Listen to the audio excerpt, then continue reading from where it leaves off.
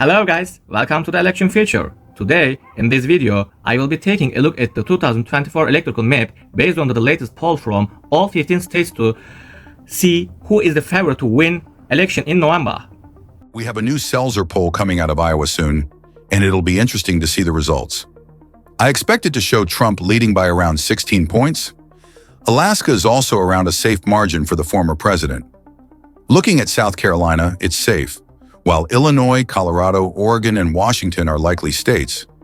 D.C., Maryland, Massachusetts, and Vermont are also likely in the blue column, but closer than last time. New York is similarly in the likely column, and Maine's 1st district is likely blue, while the 2nd district is safe red. Hawaii is barely, and I mean barely, in the safe column. It's teetering around the safe column, just above the 15-point threshold. In other states like New Mexico, Minnesota, Virginia, and Maine, victories are only by a few points, whereas Biden won them by 11, 7, and 10 points in the past. Trump has been improving with independents, especially according to the big data poll from Richard Barris and Mark Mitchell from Rasmussen Reports, which shows a shift to the right since 2020.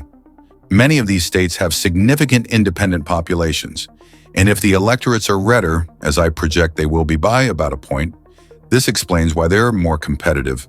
For the swing states, it's not even close. Trump is projected to win Florida by 11 to 12 points, Georgia by 6, North Carolina by 7, Arizona by 7, Nevada by 5 or 6, Wisconsin by 5, and Pennsylvania by 5. The only relatively competitive red states are Michigan, where Trump leads by about 3 points, and Nebraska's 2nd district, where he's up by about 2 points. New Hampshire is the closest state in my forecast, with Harris slightly ahead. When you average out the last 5 polls, you get Harris plus 0.23, and at On Point Politics, we have Harris plus 0.4 in New Hampshire, almost identical to the reweighting. For all those political pundits out there, Trump is currently leading in the Electoral College and will likely win the popular vote. Anyone saying Harris is competitive in the Sun Belt is wrong. Wisconsin seems out of reach for Harris, as she's struggling in the driftless area and suburban regions. She's not Joe Biden or Barack Obama. She's more akin to Bernie Sanders or Hillary Clinton, possibly even less favorable because she doesn't have the same connections that Clinton built during her political career.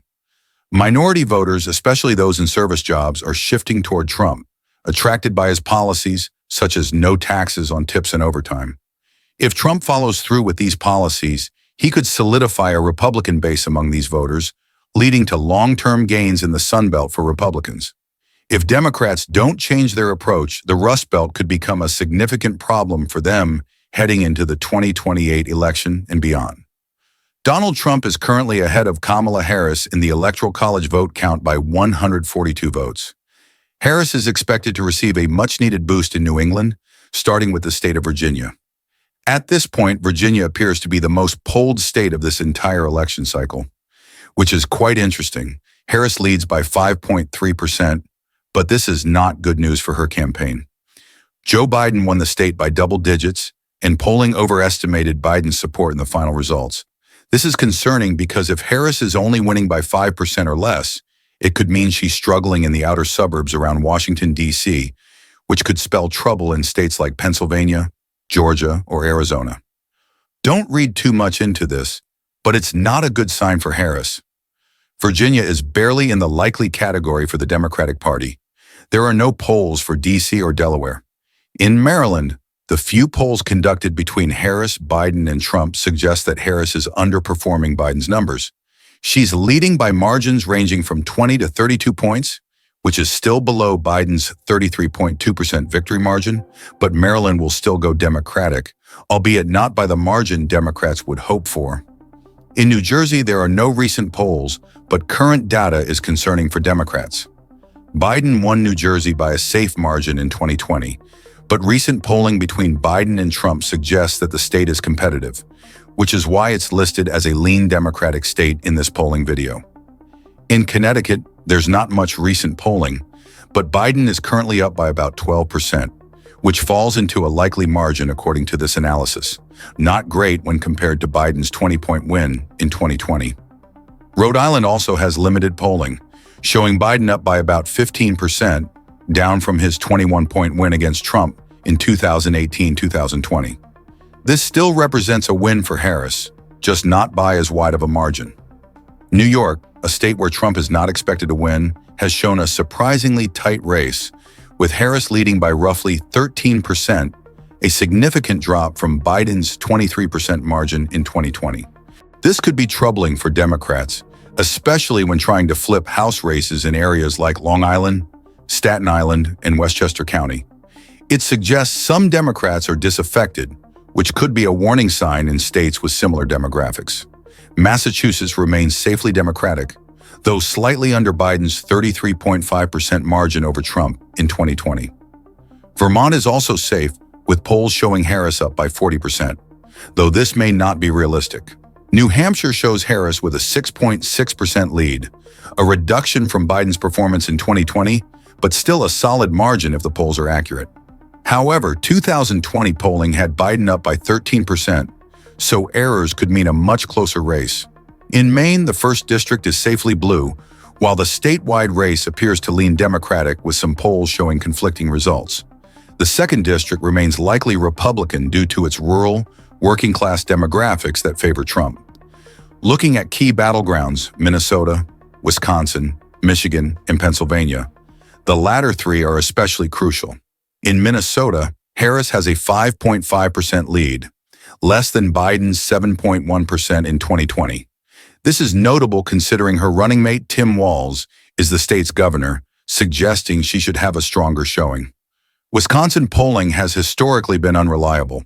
At this point in the 2020 cycle, Biden was up by 6.3% and was still ahead by 8.4% on Election Day according to 538, but he ended up winning by less than 1%. While the current polls show Harris ahead, the actual race could be much closer. Regardless of party support, few expect Harris to win Wisconsin by the margin some polls suggest. Nonetheless, this is a polling video, so Wisconsin is listed as Democratic, though the data may be misleading. Nevada's September poll results have sent shockwaves through the political landscape, with the race swinging dramatically between the candidates. This state has quickly become one of the most fiercely contested battlegrounds of the 2024 presidential election. The latest data paints a picture of an incredibly close race between Vice President Harris and former President Trump. Today, we'll analyze the 3 most recent polls from early September and compare them with last month's results to uncover the shifting trends and see which way Nevada might be leaning. Nevada holds 6 electoral votes, making it a key battleground state. In past elections, Nevada has swung between Democrats and Republicans, making it a state that both candidates are heavily focusing on. As both Harris and Trump pour resources into winning over voters in Nevada, these poll numbers offer a glimpse of the challenges each campaign faces. Now let's dive into the 3 most recent polls conducted in Nevada. Before we begin, please subscribe to our channel to get the latest poll updates immediately. Thank you. Harris received 47% of the vote, while Trump also received 47%. No candidate had a clear lead in this poll, resulting in an exact tie. Moving forward to the second poll conducted by Morning Consult from August 30th to September 8th, with 516 likely voters, Harris received 48% of the vote, and Trump also received 48%. Again, no candidate was able to get a clear lead in this poll, resulting in another exact tie. Not a single point difference, as there may have been a reporting mistake. In today's final poll, conducted by Redfield and Wilton Strategies from September 6th to 9th, with 698 likely voters, Harris received 45% of the vote, while Trump received 46%. Trump barely won this poll by 1 point. Analyzing these poll results, we can see how close the race is in Nevada. 2 of the polls resulted in exact ties, indicating that neither candidate has a significant advantage at the moment. In the latest poll, Trump was able to narrowly beat Harris by just 1 point. If we compare these results with the polls conducted back in mid and late August, we can clearly see that Harris's numbers have significantly decreased. On August 16th, Harris was leading the race with a margin of nearly 5 to 10 points, but now Trump is leading with only a single point.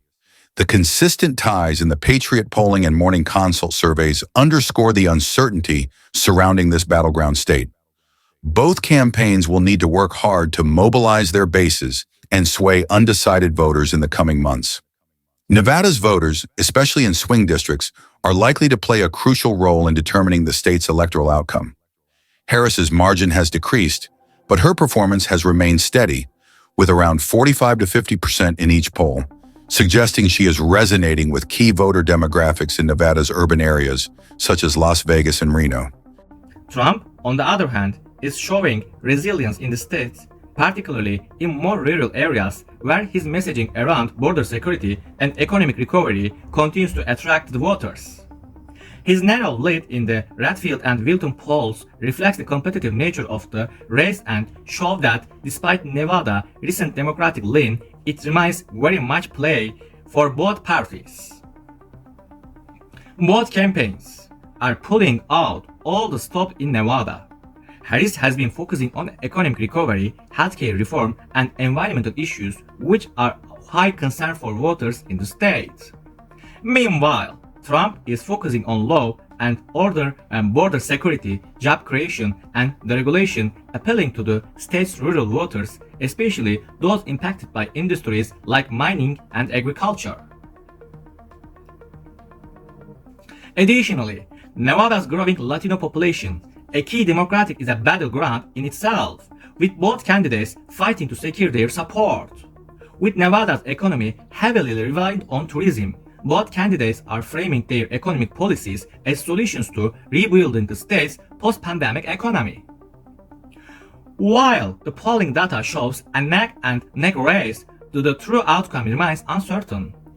Nevada has been known to surprise, and as we approach election day, voter turnout and campaign strategies will be deciding the factors.